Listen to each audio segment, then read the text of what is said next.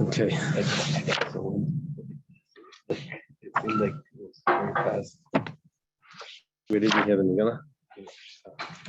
You able to hear now all that? Yeah. But, I thought it was right behind the view. Okay. Every word.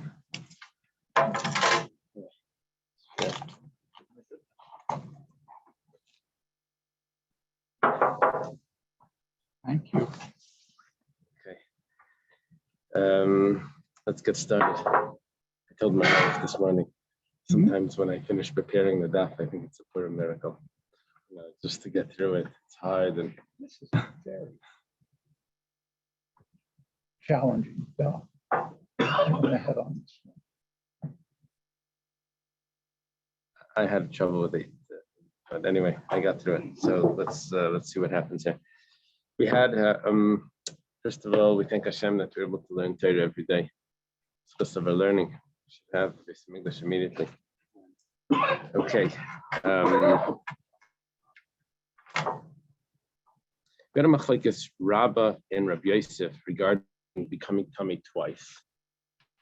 If someone's tummy already, and then they become tummy again, is that they get lashes a second time?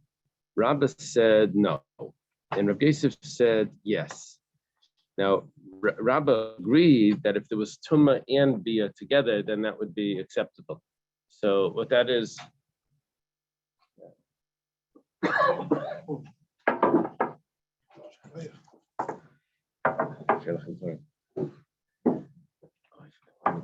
Okay. So Rabbah agrees that if it's entering into a house and becoming tamei, could eat it now, and becoming tamei, so that would happen. That he would be able to. Okay. Anyway, we had a problem over here because we had one brisa that says Abaye quoted it. He says that if someone has a corpse over his shoulders and he touches another corpse, so it says he's not going to be. He doesn't violate the pasuk of Yechalal, and maybe the Hechalai. There's two versions to that. Because you don't become tummy twice. And then we had another brisa that we had a Mishnah. Mishnah says that if they warn him a second time, he said al tatame, that he does become tummy twice. Anyway, what we answered yesterday was it's not a question. It depends. If he's touching the corpse at the time that he touches the second corpse, then that would be that he's adding nothing to what happened before. Called it chiburin. But if he wasn't touching the corpse, he disconnected himself from the corpse, and then he touches again. So then that's adding tumah, and then he would be considered tummy twice, and he would get lashes. Now, why is there any significance that if someone touches the corpse, he's tummy for 7 days? Touches the corpse and he's tummy for 7 days. He's not adding anything. It's anyways tummy. We said that no, tumas chiburin is adding. Because if you do that, like, you create a circuit, you touch the corpse, and then someone touches the person that's touching the corpse. So then the person that's touching the corpse becomes tummy for 7 days, not just for 1 day. Touching. The person that's touching the touch. The person that touches the corpse is tummy for 7 days. The person, let's say we had the opposite of the last Mishnah in English nights. When if the guy keeps his leg still, right. And the second guy can still be Right. So if he's still there,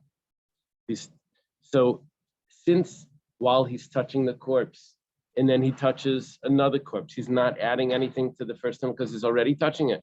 But if he's not touching the corpse and he adds another, so what type of tumah is he adding? That if someone would touch him at that moment, that person would become tummy for 7 days. So there is an addition to what he's touching the second corpse. What is this?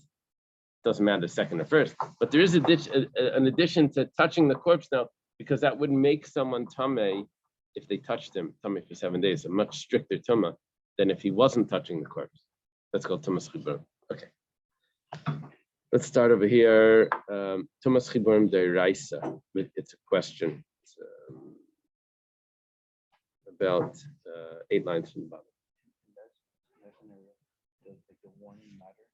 Because even Yeah, the warning matters. He has to warn him only if he wants. like if he's in the cemetery, like he will become Tommy again, and if he goes out and he comes back in, unless there's somebody like warning. Right, Like, chasing people out. right. We're talking about that he gets warned. So, yeah. Sorry. Yeah. We open Yeah.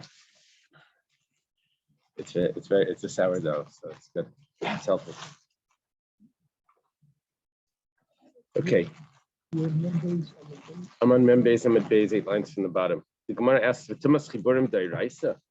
What you just said is that you increase the tuma by touching the corpse, and then even though he touched the corpse already earlier that day, but because he's touching it now, he's increasing the tuma to the extent that if someone else would touch him now, the tuma would be different on this person that touches him.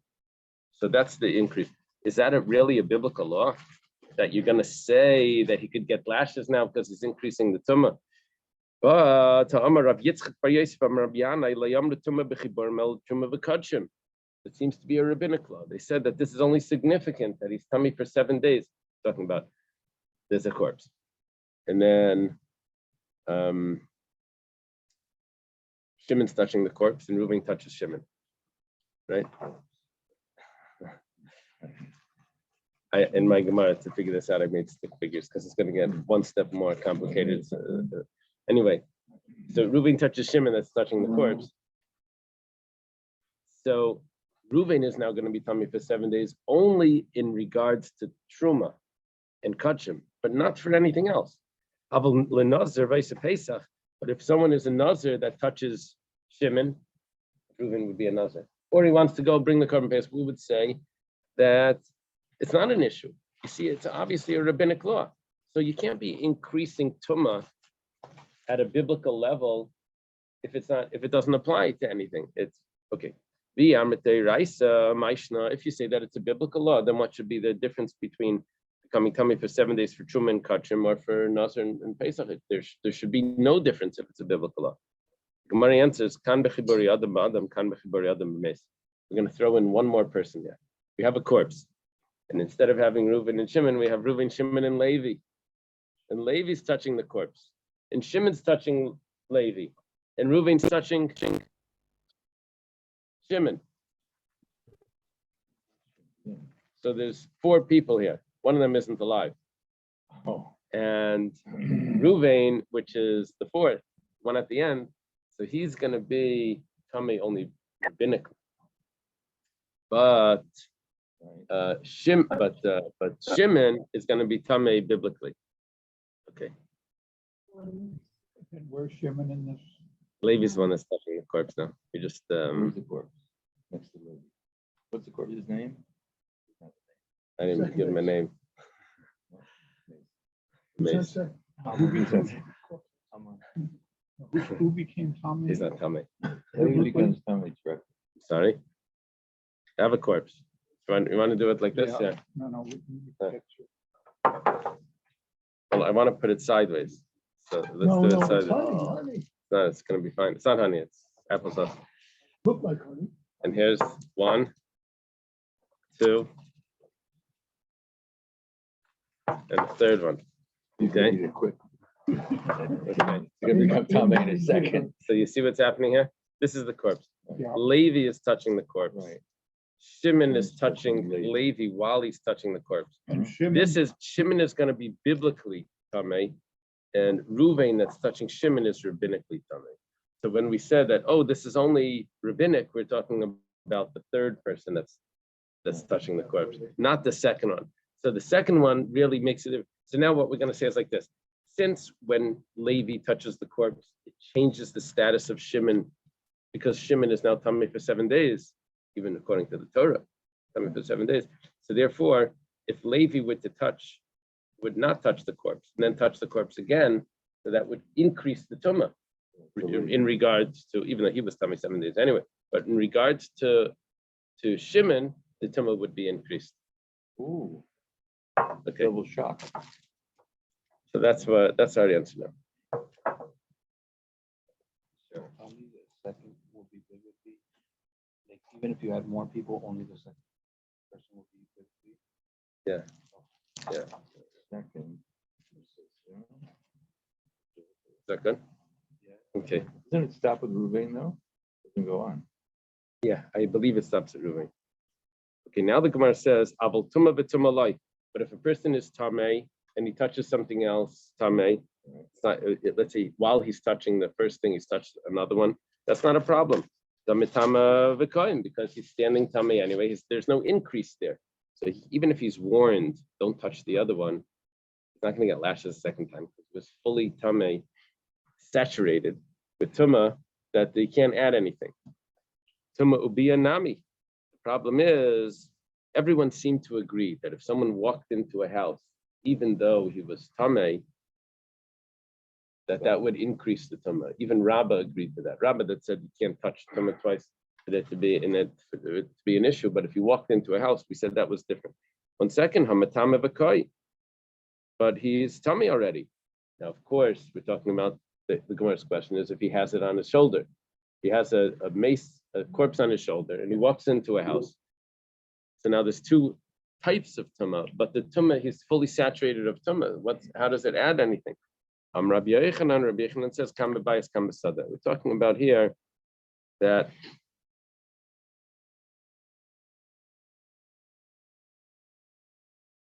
they warn him before he walks into a house. He's not carrying a corpse. They warn him before he comes into the house. He's perfectly tar.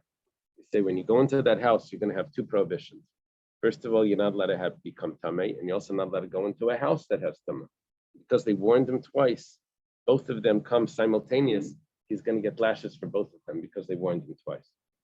If he would have been tamei already, then the second one wouldn't have come on him. But because it's coming simultaneously, you can get both of them at the same time. But in the field, then you're right. He would end up carrying it, and then it would end up being that he's touching it at the same time. That he's coming to the enclosure at the same time that he's carrying the corpse. That would not increase anything. Gemara says, "Bebayis nami." You're trying to say that it's simultaneous. That as he walks in, he gets two tumas. First of all, he gets tamei, and he also enters a house of tumah. So that's two prohibitions. 1 second, keeping the ayal yada yastav. Once his hand goes in, you think a person walks by, like a jogger. He walks. So as his hand goes in, so ki ayal kula haytamihu. Once the way the Gemara views this is that the house is filled with tumah. If there's a corpse in the house is filled with tumah. Every part of the house. You open the door and there's like a imaginary thickness of tumah. So as his hand enters, he's just touched the tumah. Put his hand into the tumah, and he's basically touched tumah. Well, he didn't touch the corpse; he only touched the area of the house. So what's happening? He's touching tumah, and then he's entering the house. You said if he's touching tumah and you enter the house, you're not adding anything by entering the house. It would have to come simultaneously. The Gemara says, Elamar Rabbi Lazar, I think. I don't know who it is, and who do they spell it out? I have a resh aleph. I mean, Rabbi Lazar. Rabbi Lazar. Yeah, it makes sense because before we had Rabbi Yochanan, it would make sense to be Rabbi Lazar. He was a student of Rabbi Hand Yochanan. goes in first, not his nose, not his toes. Oh yeah, his hand. He said, "Tziref yadai mishum tumek mishum bialak." You're right. If he puts his hand in first, there's going to be a problem. It's not going to work out because he's going to become tummy first. But b'tziref gufay tumo bi'abadi adadikasi. If he keeps his hands on his side and he walks in just perfectly straight, he enters the house. Then he's going to become tummy only when he enters the house. So both things are going to come simultaneous: the entering of the house and becoming tummy. Gemara asks, "What about his nose? His nose enters before the body, right?" And Jewish nose, he's saying. the purpose of all this is to determine the einish. So there are multiple. The lashes twice, right? Depends on your size of That's the probably nose. why we Yeah, nose operation. Flat. And And then he's tummy for two. But it's all right. Remember that joke with the there's a store that was called McDonald in Horowitz. Yeah, in Horowitz. In Horowitz. So it was just, anyway, someone goes into the store, sees a guy with very Jewish looking guy, you know, the nose, the beard, the everything. He says, "Oh, you must be Mr. Horowitz." He says, "No, I'm actually Mr. McDonald. You should see what Horowitz looks like." Okay, so Elama Rava says, "Hichnis yadai mishum tuma ika mishum bia leka hichnis gufay tuma bia bahadi hadadi kasi." There's an assumption here, like as if when you walk up steps, you sort of like lean forward as you're walking. So he's saying that if you would actually do that and let your nose enter first, then you're right. But if you can walk in with your head back, you walk in, then your body would enter before your nose, and then that's how it would work. We would work it out. The problem with this is the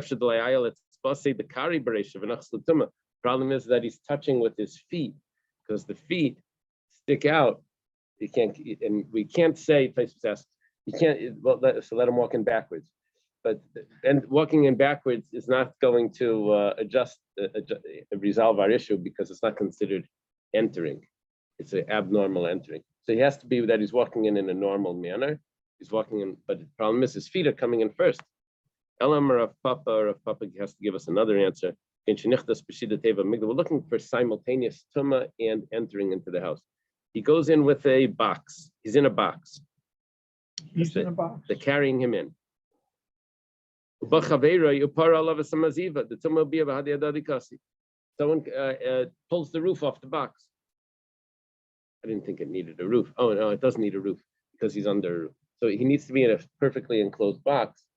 See, if he would be outside and he was going in the cemetery, then he doesn't need to be covered on the top, because it's just protecting from the walls. But if there's a roof over him, then he needs to be protected on the top as well. It's an example of someone with big nose who's walking backwards, so that this foot comes. They need to keep on, keep on trucking. It's funny. Okay, so that's one example where it comes simultaneous, because what happened was they removed the covering of the box, and then that's how the tumma and the entering into the house comes at the same time.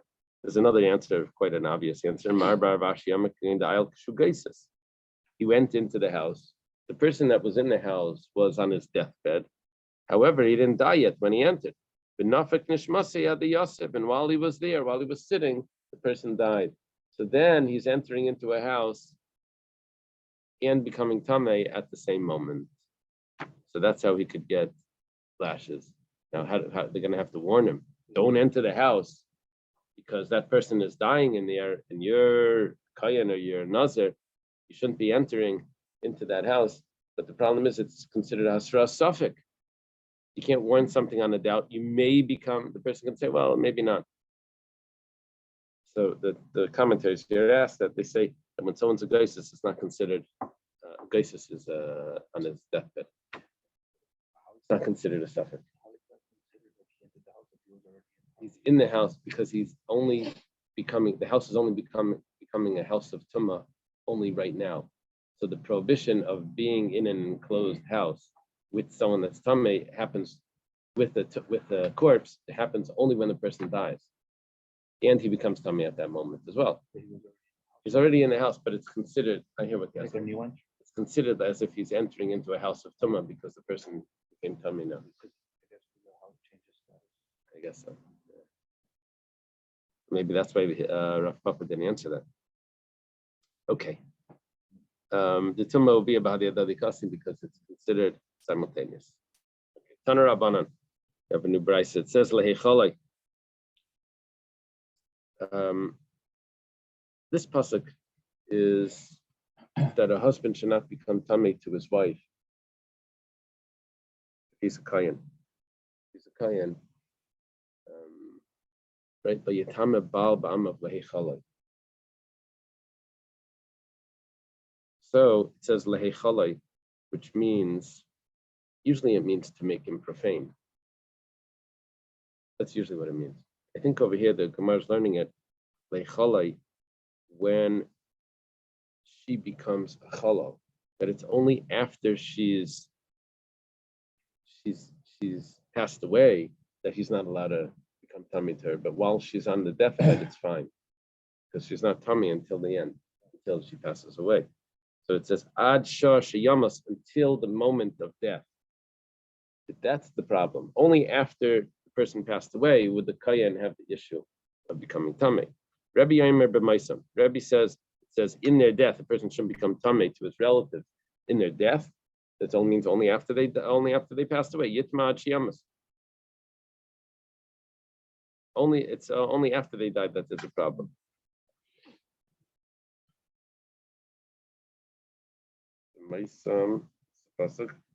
Yeah, la yitama lahem b'maisam.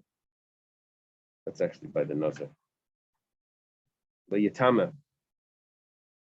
Yeah, I'm not sure where. Yeah, b'maisam is by the Nazir, and lehechalai is by the Chaim. My binaya, what's the difference between these two statements, the Tanakama and Rebbe, if both of them teach me the same thing, that the prohibition is only after the person passed away and not beforehand? Well, Amar Rabbi Yechanan, Mashmas Darshanika B'nai, there's actually no difference. It's just the difference on how we derive it. One derives it from the Nazir and one derives it from the Chaim. It's just a different verse. But there's no difference. Rish Lakish, Amar Rish Lakish, the brother-in-law of Rabbi Yechanan, he says, no, there is a difference. When a person is on the deathbed, it's going to be a difference between these two verses. Why is that? The one that says that to become profane, that's even if the person hasn't passed away yet, that's also a problem. It's also prohibited, which is interesting, because we were trying to say that it was chalal when the person dies. Chalal is a corpse. But apparently Reish Lakish doesn't learn it like that. Since he's going to be a chalal, it's already considered like a prohibition. He shouldn't be able to come into the. It's like a fence, precaution.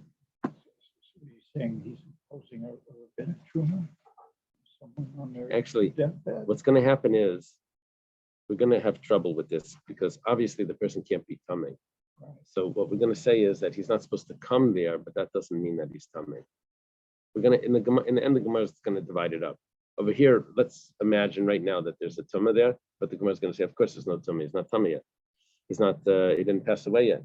So in the end, we're going to say that there's just a precaution that he shouldn't come close. Wait, he's basically his wife. His wife, well, whoever, it doesn't matter. It's a corpse, but the pasuk was referring to the wife. He might be taking care of his wife, so he can't leave. That's why no question. Yeah, it turned out actually a kohen does become coming to his wife. Talking about specifically a wife that he wasn't allowed to marry. We got the commentaries over there, but it was a place where he should not become coming. So, but according to the other opinion that says b'maisam, which is Rebbe, so he says only after the person died, that's where there's a prohibition for the kohen to enter. 1 second. I have two verses. No one's saying that other verse doesn't exist. So if one verse teaches me this, the other verse teaches me that. So what does he do? What is the one that says that you can't come there even when the person is on the deathbed? What does he do with the verse that says only after they died? Like contradicts him. It says he uses it for another teaching of Rebbe. The Tanya Rebbe Yomer b'maisam eina metama, b'metama b'negasam b'zivasam. But there's only a problem if the tumah that they're giving off is a tumah of a mace, of a corpse. But if they're giving off another tumah, maybe they have taras, or maybe they have the rezav, that's not a problem for the kohen and for the nazir to come close to. Okay, that's what we learned from b'maisa. Only in their death is an issue. Fine. So the one that says leichala, he learns from b'maisam that it's only a corpse tumah that's a problem. What about the one that says b'maisam teaches me in their death, means only after they pass away?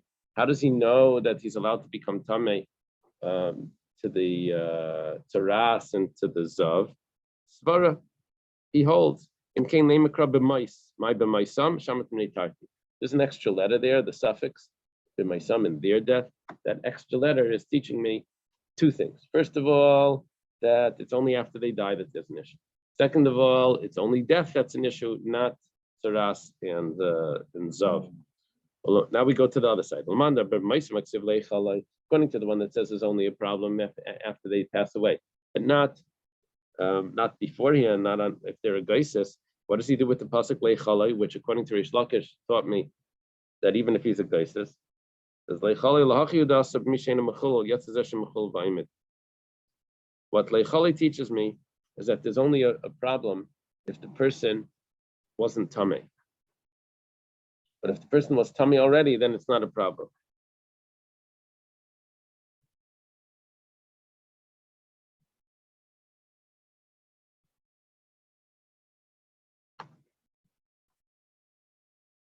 Does this fit with what we learned before?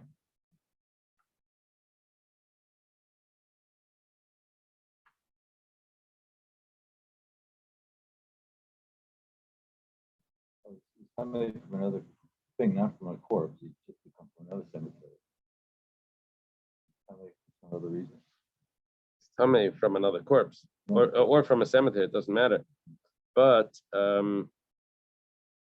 apparently, it's not a problem for him to go to the cemetery for someone that he shouldn't once he's tamei.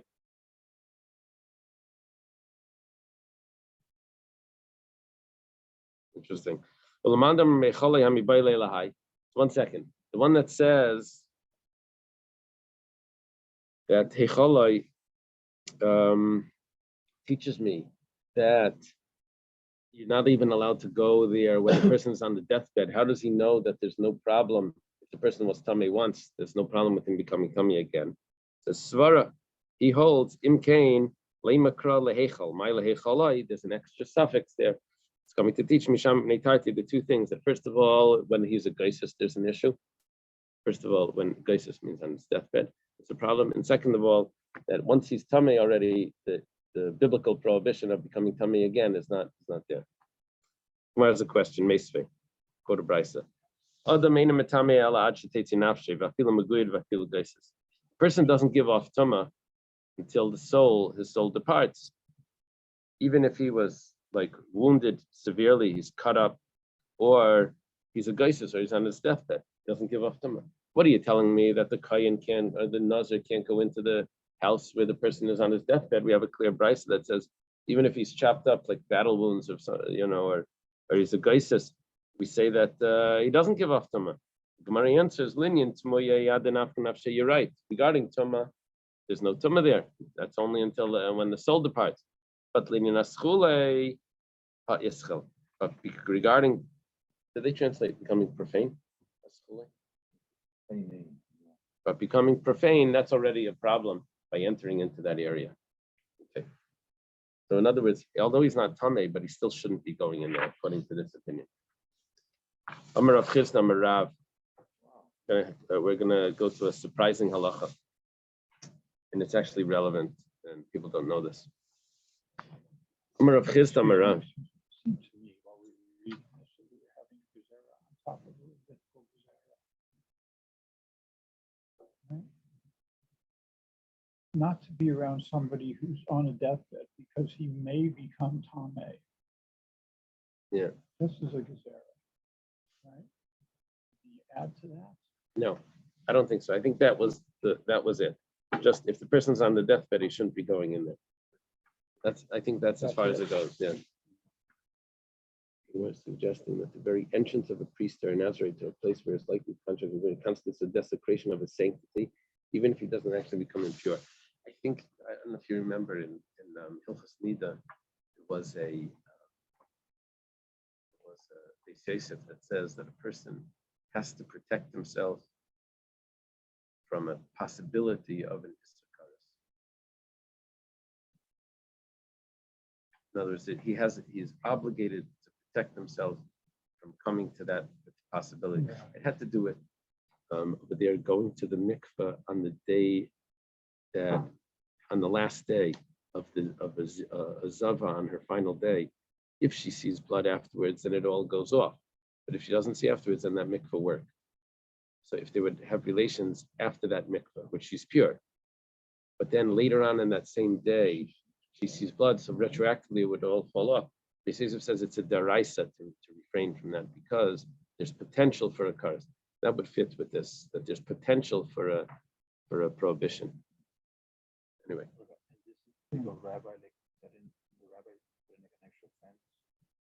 Yeah, I'm not sure if it's rabbinic. Reish Lakish seems to say he's learning it from the pasuk. So it sounds like it's probably a biblical law. They don't build a fence. That's just insane. Your guard don't go. This is not like a Gezerah? marker, which is a physical fence. No, it's not a physical. He's saying Yeah, but that's what he's he saying was figurative. Yeah, figurative. Oh, I thought To this was prevent. physical. No, to prevent. Was on a flat roof. It is. Yeah. I'm sorry, you have a question?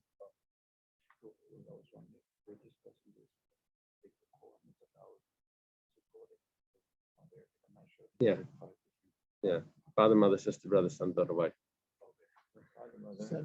7, yeah. I'm Rav Chisda Rav. Rav Chisda says in the name of his teacher Rav. Rav Huna was a student of Rav Chisda. Rav Chisda was a little younger. It's on the next page.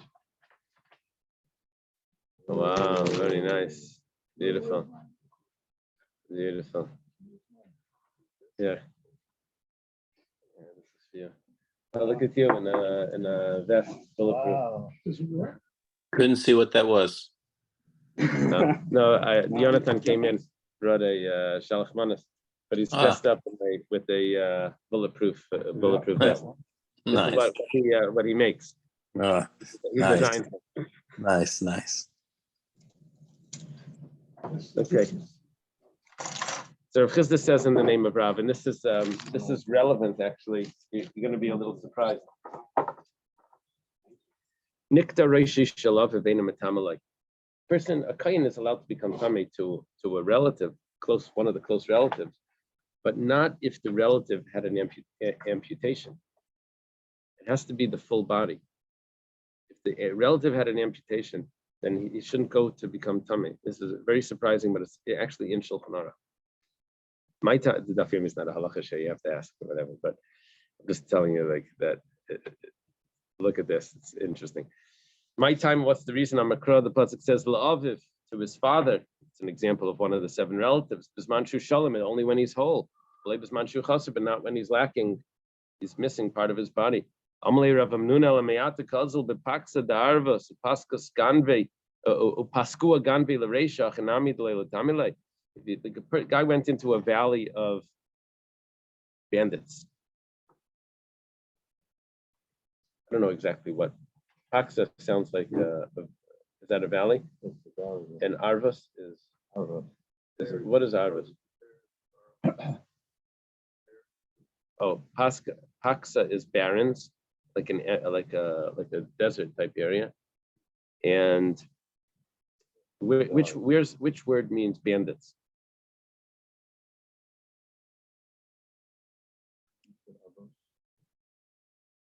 I guess it doesn't. There's no word here that means. No, it's just a place that we knew were bandits. There was a dangerous place. It was like saying like I don't know, Harlem or something. I don't know what Harlem is today. That's what we said years ago. Pasko means they chopped off. Paskua ganve l'reishi, and the bandits, the ganve is bandits. The bandits chopped off the person's head. What are you guys saying, that you can't go and bury him because part of his body was removed? Amalei. So he responded. Who was talking over here? Rav Amnuna says to Rav Chisda. So Rav Chisda says back to him, "Meis mitzvah kamret," talking about there's a corpse laying on the floor. It doesn't, even if he wasn't a relative, he would be allowed to bury. For sure, if he's a relative. Like if it's a relative, for sure, he should be allowed to bury, because if this is someone that dies on the road is a meis mitzvah. Mace mitzvah is everyone's supposed to stop bury, even keeping a kohen gadol, I think, right? Even a kohen, is that true? Even a kohen gadol, it becomes tummy to a mace mitzvah. I think so. Behind mace mitzvah, the Gemara asks, 1 second. Behind mace mitzvah, this is a mace mitzvah. But Tanya, we have a brayse. Ezu mace mitzvah. What's a mace mitzvah? Kol shein leikayv, anyone that has no people to assist in the burial. However, kayrev achir ma'ina say, if you would make a call, sounds like on the cell phone. It doesn't mean that. It means if he calls out, if he shouts out, and other people would respond, it's a mace mitzvah. It's not a mace mitzvah. The kohen doesn't have to do it. He can call for someone else to come. Islay bra.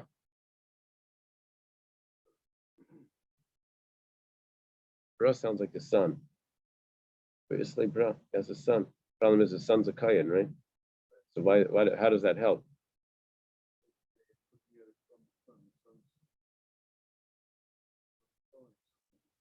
But he can call someone else that's not his son.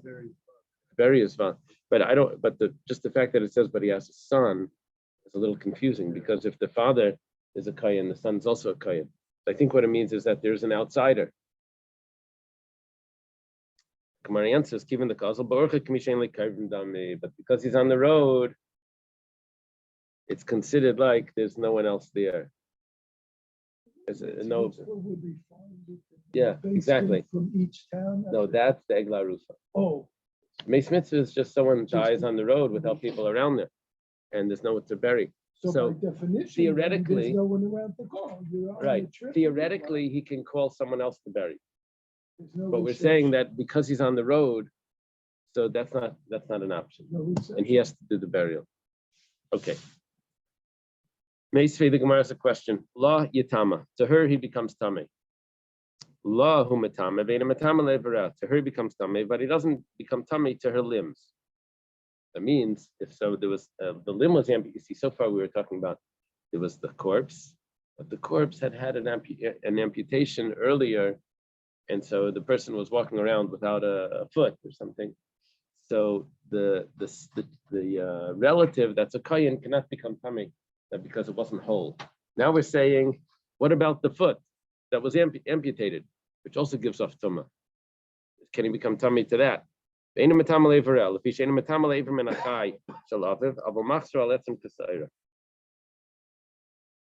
the person is alive, let's say, and they just had to do an amputation. Now we have this limb over there. This you would find like in the laboratory or something, in some sort of surgery. So would a kohen be allowed to walk in there if it's his relative's limb? So it says he's not allowed to.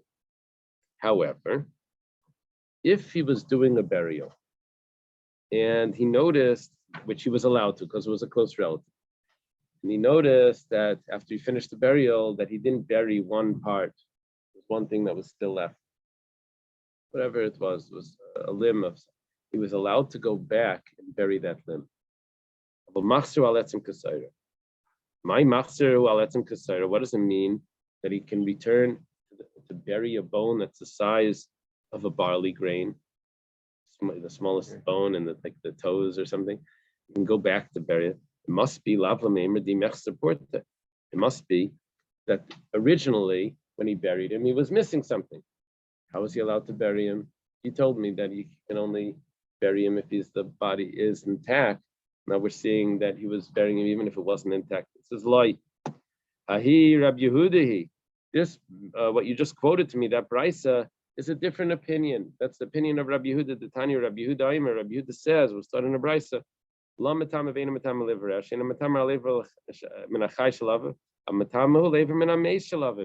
Yehuda makes a distinction. If the limb was amputated while the person was alive, then a kohen is not allowed to go near that. But if it was amputated after he passed away, got removed for some reason because they did a autopsy or something, and they had to remove part of the body, then he is allowed to become tummy. Yeah.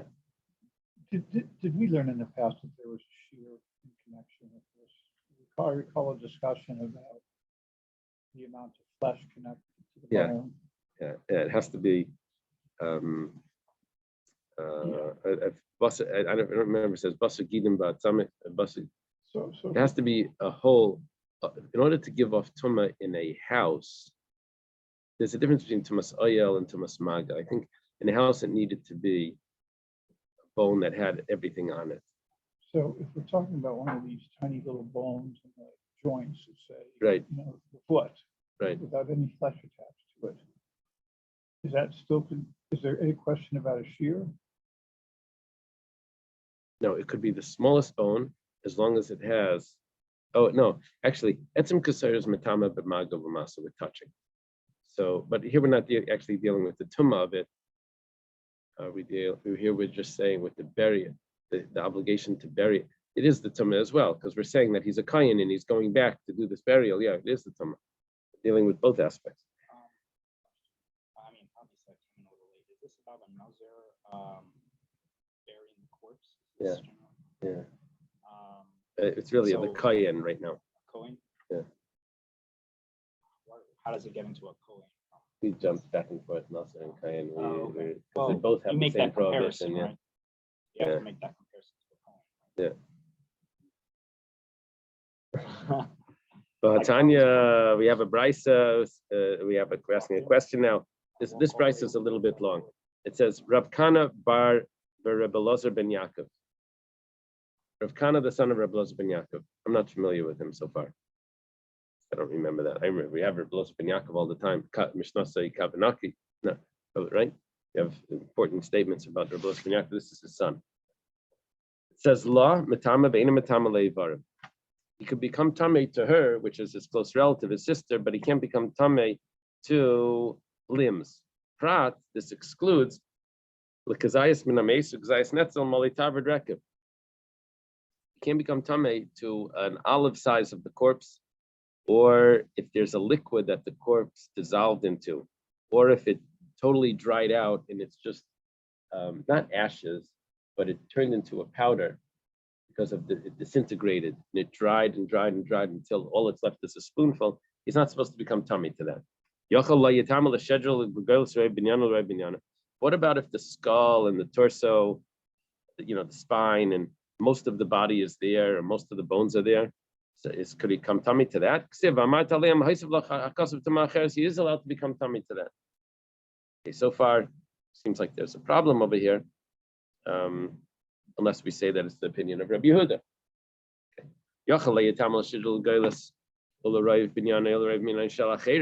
Maybe it's only for other people. You see, I'm sorry. Maybe it's only for the sister that it's allowed because he's learning this from law yitama. To her, he becomes tummy. But what about other people, other close relatives? He's not allowed to. Amrit, why she make that distinction?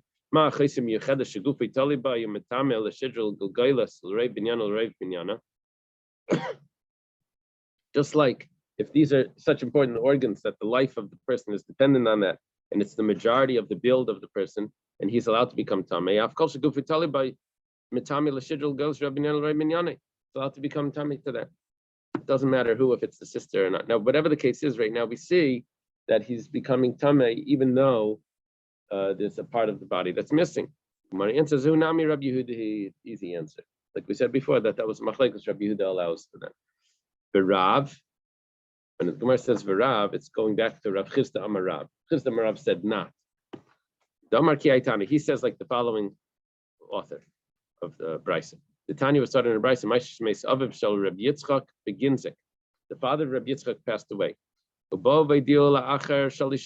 they came and they told him after 3 years that his father passed away. He went to ask Rabbi Shua ben Elisha and 4 elders that were with him. And they said, even though after 4 years we assume that some part of the body disintegrated, only when he's whole, not when he's incomplete. Which basically means that if he's incomplete, he's not allowed to go. So who would that opinion be? That's Rav is following that opinion that said that was an issue for a kayin. Okay, let's leave it over here. I don't know what time it is. I don't have my watch today. 20? Okay. 6:24. Yeah. Okay. Shkach. Have a Afreilach good and day, Purim. Afreilach and Purim. I'm rushing to the davening. Okay. Afreilach and Purim. Afreilach and Purim. Chaim. Okay. Jimmy. Yes. Sameach, Freilich and Purim. Yes, same to you. Purim Okay. Sameach. Okay. Okay, all the best. Thank you for this and our compliment.